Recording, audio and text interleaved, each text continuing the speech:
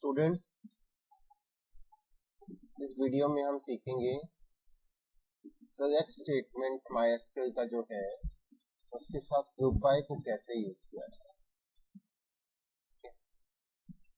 आपने अभी तक जितनी भी स्टेटमेंट की है सेलेक्ट स्टेटमेंट, अगर आप ग्रुप बाय कर चुके हैं तो बहुत अच्छी बात है, बट इस वीडियो में हम इसको थोड़ा सा अच्छे से जानेंगे, तो वीडियो में बने रहिए। ग्रुप बाय होता क्या है, अगर डेफिनेशन से देखो, ग्रुप बाय एक क्लोज है, मतलब स्टेटमेंट नहीं है, सेलेक्ट स्टेटमेंट के साथ यूज होता है। ग्रुप से सेट ऑफ रोज और reports into a set of summary.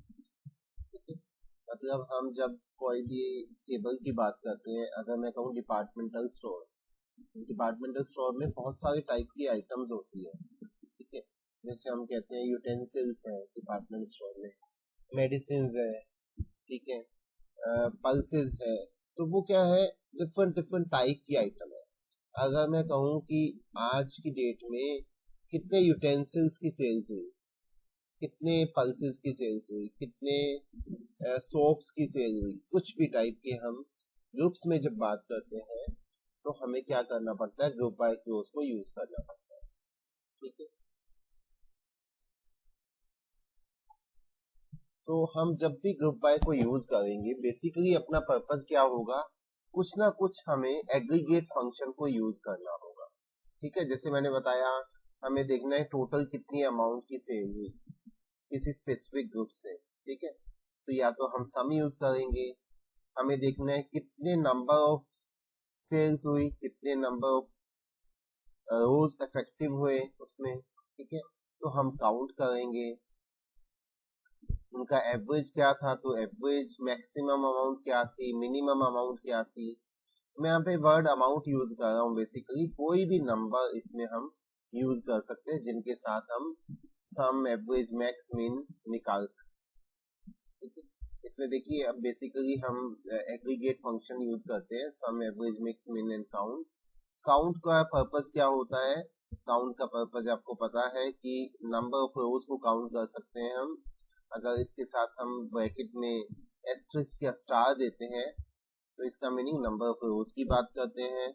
अगर इसके काउंट के साथ हम ब्रैकेट में एक कॉलम का नाम दे देते हैं, इसका मीनिंग हुआ कि हम उस कॉलम की काउंटिंग करते हैं जिन जिन रोज में वहां पे कोई ना कोई वैल्यूज है। अगर वहां पे नल है यानी वैल्यू मिसिंग है तो हम उसको काउंट में नहीं जोड़ते, ठीक है। तो ग्रुप बाय की फंक्शन की बात करते हैं, कैसे यूज करते हैं। ग्रुप बाय के बाद हम कॉलम का नाम देते हैं, दूसरे कॉलम का नाम देते हैं, इसका मीनिंग हम मल्टीपल कॉलम्स पे ग्रुप कर सकते हैं, ठीक है। मल्टीपल कॉलम का मतलब उस ग्रुप को हम फर्दर रिफाइन कर सकते हैं, ठीक है। जैसे अब एग्जाम्पल दिया हुआ है, हमारे पास एक टेबल है सेल नाम की, उस पे इसको प्रैक्टिकल में करके देखते हैं। एग्जाम्पल में देखिए दिया हुआ है, सेलेक्ट कस्टमर आईडी, कस्ट आईडी, कॉमा काउंट स्टार,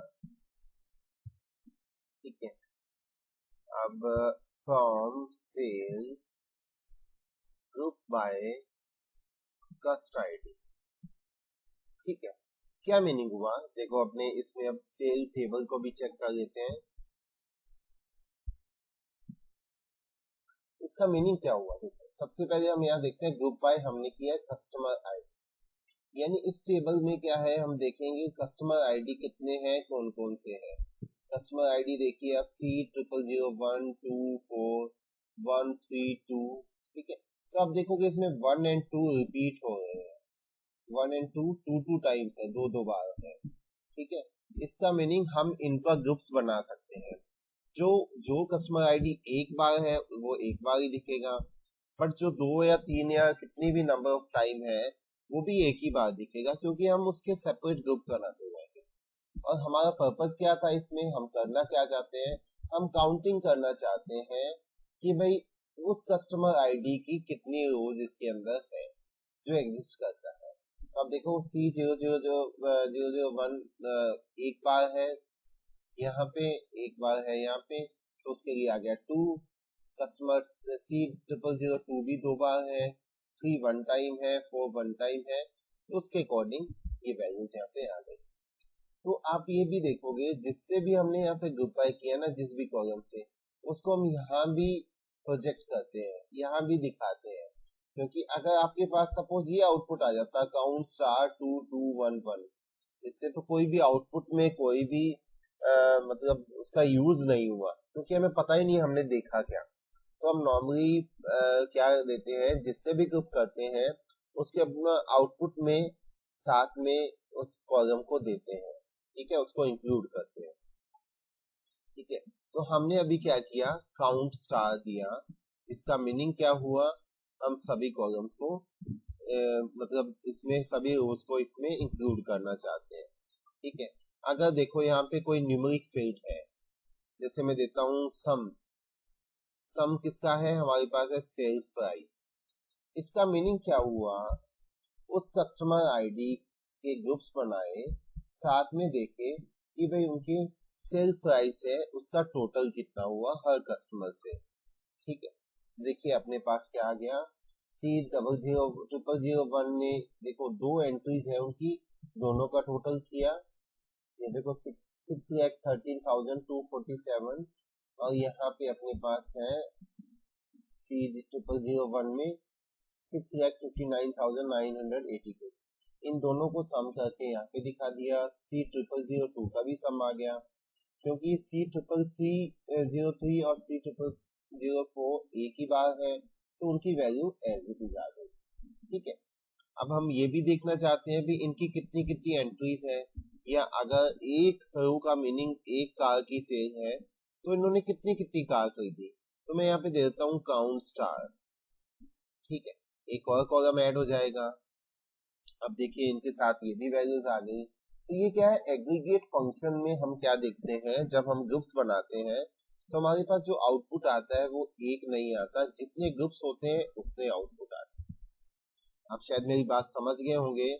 अगर मैं यहाँ पे सीधा सीधा दे दूं काउंट एस्ट्रिक्स फ्रॉम सेल, क्या मीनिंग हुआ इसका, कि सेल की काउंटिंग दिखा दे, कितनी सेल्स हुई, कितनी सेल्स का मतलब कितने रोज है उस टेबल में, उसकी काउंटिंग दिखा दे, तो हमारे पास एक ही आउटपुट आया, ठीक है। देखो ये क्या है, एग्रीगेट या मल्टी रो फंक्शन है काउंट। इसका मीनिंग क्या होता है कि it takes all the rows into consideration as input but provides a single output, ठीक है। सिंगल आउटपुट दिया तो इसने काउंट दिखा दिया।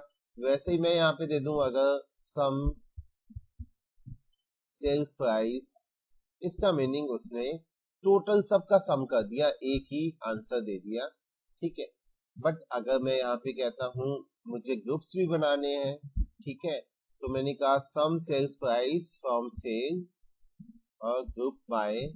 अब मैं कुछ और चीज लेना चाहता हूँ, जैसे एम्प्लॉई आईडी, एम्प्लॉई भी इसमें दिया हुआ है। एम्प्लॉई आईडी का मीनिंग सेल्स में क्या हो सकता है भाई, हो सकता है कि उस एम्प्लॉई के थ्रू वो सेल्स हुई हो, ठीक है। तो मैंने इसको कर दिया ग्रुप एम्प्लॉई आईडी। तो इसमें क्या होगा, जितने एम्प्लॉई आईडी उसमें होंगे उतने ग्रुप बन जाएंगे। हो सकता है किसी एम्प्लॉई के थ्रू 2 सेल हुई हो, 3 सेल हुई हो, तो वो एक ही बार दिखाई देगा। तो हम देखते हैं कितने हैं। देखो अब हमने देखा था टोटल रो 6 है, बट यहाँ पे 5 आया है। इसका मतलब मीनिंग क्या हुआ, इसका मीनिंग ये हुआ कि एक एम्प्लॉय है, उसके बारे में 2 एंट्रीज है, वो 2 एंट्री में एग्जिस्ट करता है, ठीक है। अब देखो मैंने आउटपुट में एम्प्लॉय आईडी नहीं दिया था, तो हमारा जो आउटपुट आया है उसका कोई मीनिंग नहीं है, पता ही नहीं चल रहा कौन सा एम्प्लॉय आईडी की बात हो रही है, जो डेटा है वो किसका है। तो मैं बता रहा हूँ नॉर्मल आपको क्या करना है, यहाँ पे जिससे भी ग्रुप करो कम से कम उसको आउटपुट में दिखाओ, ताकि हमें पता चले क्या है। तो we can see every other employee has these values. इसकी थोड़ी ज्यादा वैल्यू दिख रही है E007, क्यों, क्योंकि इसके पास शायद 2 एंट्री है। हम देख लेते हैं वापस जाके फिर से। एम्प्लॉय आईडी अपना ये है, देखो E007, E007, ठीक है। इनकी क्वांटिटी भी देखना चाहते हैं, इनके थ्रू कितनी कार की सेल्स हुई, तो वही मैंने कह दिया काउंट स्टार, ठीक है। अब देखो E007 के पास 2 काउंट है और बाकी सबके पास एक एक काउंट है, ठीक है। तो जब हम ग्रुप करते हैं तो ध्यान देने वाली बात ये है कि हम जिससे ग्रुप करते हैं उस कॉलम को दिखाते हैं, उसके बाद जैसा काम हमें कहा जाए उसके अकॉर्डिंग हम। अब देखिए क्वेश्चन कैसे आते हैं ग्रुप बाय में। ग्रुप बाय में क्या पूछेगा वो, क्वेश्चन क्या होगा, क्वेश्चन होगा आपका कोई भी ऐसा क्वेश्चन जो आपसे उस टेबल के बारे में पूछा जा सकता है। जैसे मैं यहाँ देखता हूँ पेमेंट मोड है, अपने पास है क्रेडिट कार्ड, अपने पास है ऑनलाइन, चेक, बैंक फाइनेंस, फिर क्रेडिट कार्ड, फिर बैंक फाइनेंस। तो मैं देखना चाहता हूँ कि भाई क्रेडिट कार्ड से टोटल कितनी सेल्स की अमाउंट हमारे पास आई है, या चेक से कितनी आई है, ऑनलाइन कितनी आई है। इसका मीनिंग क्या हुआ, मुझे इनके ग्रुप्स बनाने पड़ेंगे, ठीक है। और सेल्स प्राइस का क्या करना पड़ेगा, ये देखना है कितनी कितनी आई है सबसे। तो क्रेडिट कार्ड को क्रेडिट कार्ड में जोड़ू मैं, ऑनलाइन के साथ ऑनलाइन जितनी भी वैल्यूज है वो जोड़ दूं, ठीक है। तो इससे हमें क्या मतलब निकलता है, सेलेक्ट पेमेंट मोड, क्योंकि पेमेंट मोड तो हमें दिखाना है, इससे ग्रुप करेंगे। Sum of sales price from sale group by, किससे करेंगे हम, पेमेंट मोड से, ठीक है। तो अब देखिए क्या आ गया अपने पास, क्रेडिट कार्ड का सम ऑफ सेल्स आ गया, ऑनलाइन जो पेमेंट आई है उसका सम ऑफ सेल्स प्राइस आ गया, चेक का आ गया, बैंक बैलेंस का आ गया, ठीक है। तो ये क्या चीजें हुई, ये हमने सीखा कि हम कैसे यूज करते हैं, कैसे इसके साथ एग्रीगेट फंक्शन देते हैं ग्रुप बाय के साथ। और ग्रुप बाय से नॉर्मली जो हम जिस कॉलम से भी करते हैं उसको भी हम प्रोजेक्ट करते हैं अपने आउटपुट में, ठीक है, ताकि हमारा जो आउटपुट है वो मीनिंगफुल हो, उसका कोई पर्पज है कि हम जिससे ग्रुप बाय कर रहे हैं उससे हम वो चीज देखना चाहते हैं, ठीक है। अब देखिए, अब एक और बात करते हैं हम, इसके साथ साथ हम बात करते हैं कंडीशन की। अब हम कुछ फिल्टर देना चाहते हैं, कुछ कंडीशन डालना चाहते हैं। तो जब हम किसी भी रिकॉर्ड्स को ग्रुप में बना लेते हैं, उसके बाद कुछ कंडीशन देना चाहते हैं, तो हम कैसी कंडीशन दे सकते हैं और हमें कौन सा क्लोज यूज करना पड़ता है, उसके बारे में हम थोड़ा सा देखते हैं। तो यहाँ पे देखिए राइट साइड में group by close with having. Having क्या है, हैविंग जैसे हम वेयर यूज करते हैं कोई कंडीशन देने के लिए इंडिविजुअल रो पे, वैसे ही हम जब ग्रुप्स बना लेते हैं और उस पे कोई कंडीशन देना चाहते हैं तो हम हैविंग यूज करते हैं, ठीक है। इसको हम अच्छे से पढ़ेंगे।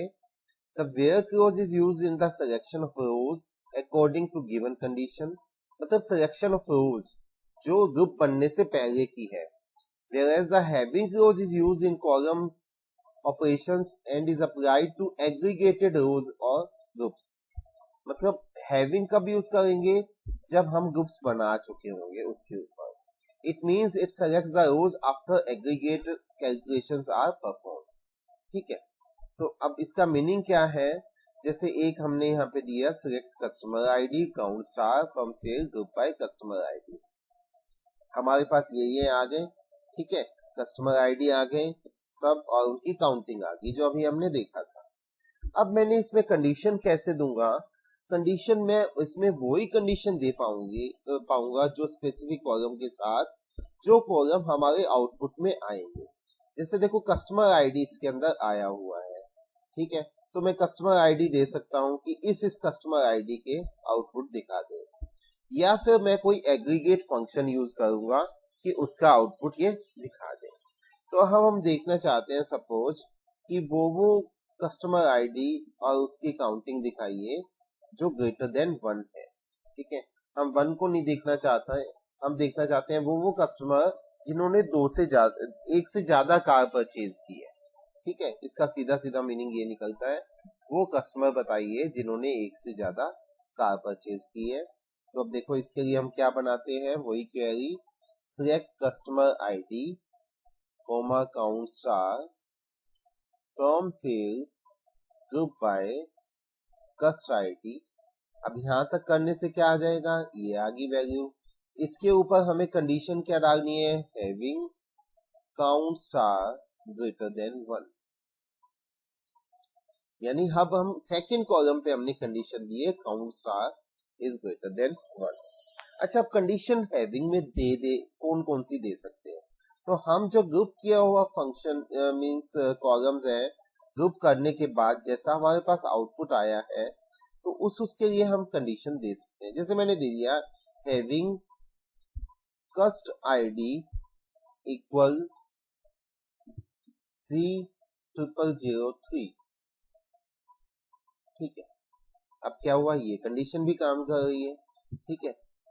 अब अगर मैं यहाँ पे दे दूं एम्प्लॉई आईडी के बारे में, ठीक है, एम्प्लॉई आईडी अपने कौन कौन से एम्प्लॉई आईडी थे, अभी हमने काम किया था एम्प्लॉई आईडी पे।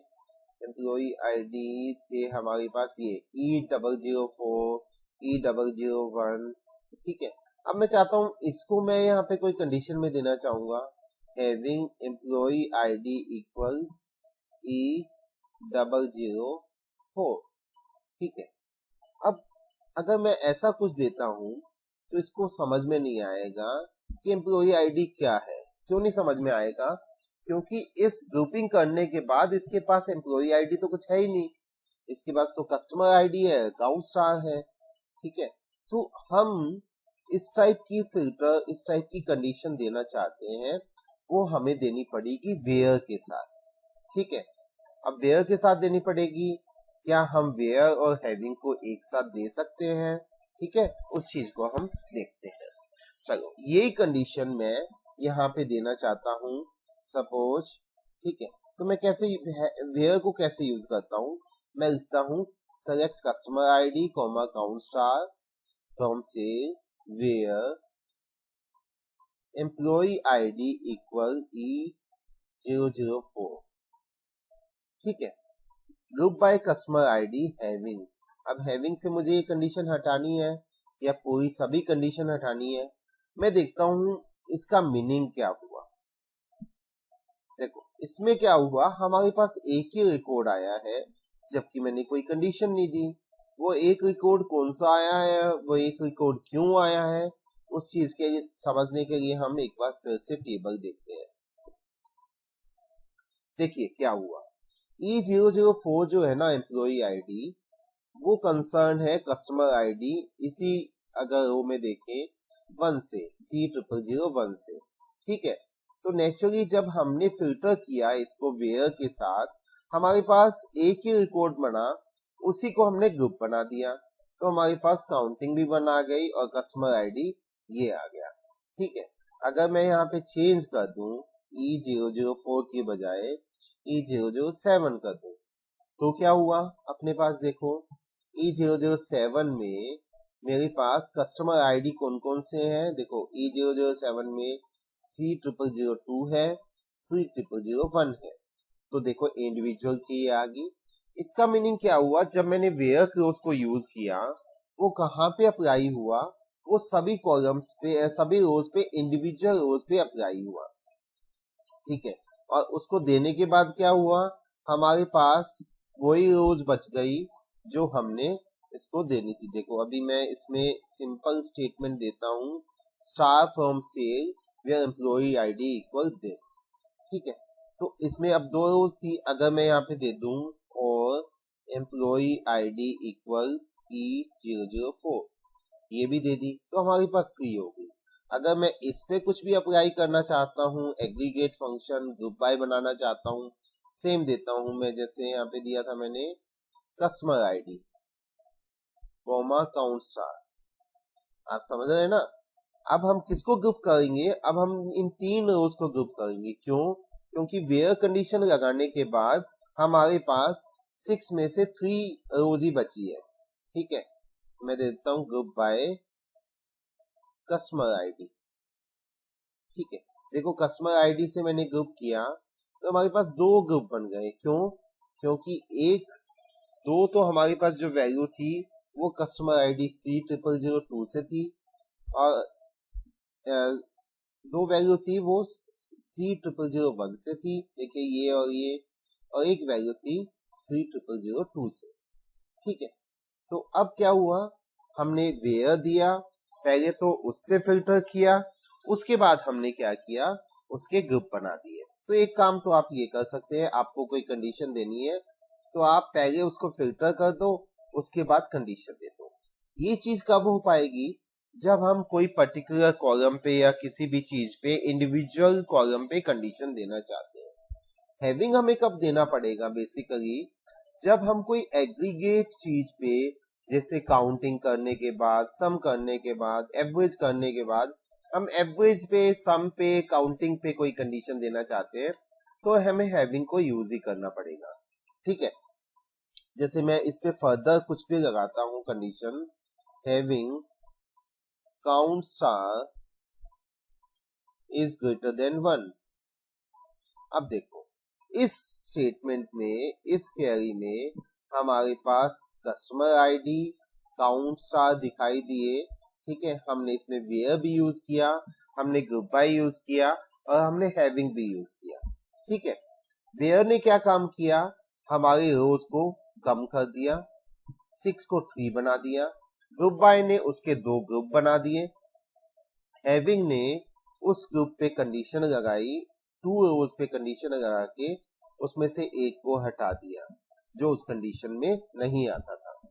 ठीक है, तो इसका मीनिंग ये निकला, देखो आप ये समझिए, वेयर इंडिविजुअल रोज पे काम करता है और हैविंग ग्रुप्स पे काम करता है। ठीक है, और बेसिकली इसको हम यूज करते हैं उन कॉलम्स पे जो एग्रीगेट कॉलम्स होते हैं, मतलब जिसपे हमने कोई एग्रीगेट फंक्शन लगाया होता है, नहीं तो हम वेयर से भी काम चला सकते हैं। ठीक है, आई होप आपको समझ में आया होगा। Thank you very much.